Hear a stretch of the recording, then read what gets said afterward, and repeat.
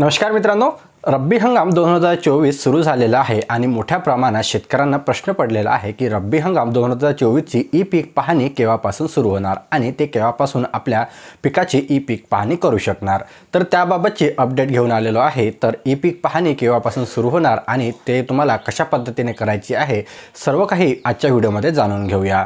चला मग सुरू करूया आजच्या व्हिडिओला। तत्पूर्वी आपल्या चॅनलवरती नवीन असाल तर मी अंकुश कोंडेकर आणि तुम्ही पाहता झटपट इन्फो। अशाच प्रकारचे नवनवीन अपडेट आपल्या चॅनलवरती येत राहतात। खाली सबस्क्राइब बटन दिलेले आहे त्यावरती प्रेस करा जेणेकरून कुठल्याही प्रकारची अपडेट तुमच्याकडून मिस होणार नाही। चला सुरू करूया आजच्या व्हिडिओला।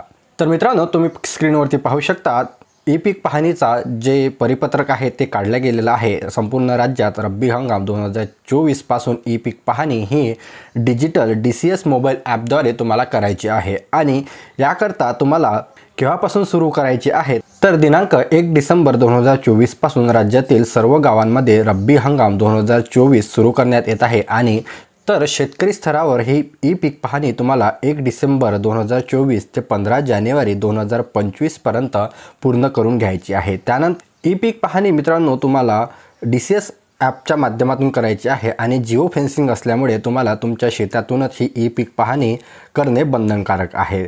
त्यामुळे तुमची ई पीक पाहणी झाल्यानंतर शेतकरी स्तरावरून ई पीक पाहणी नोंदवल्यानंतर 10% तपासणी ग्राम महसूल अधिकारी हे तुमच्या ई पीक पाहणीची करणार आहे। तर तुम्हाला 1 डिसेंबर 2024 ते 15 जानेवारी 2025 पर्यंत तुमची ई पीक पाहणी पूर्णपणे करून घ्यायची आहे।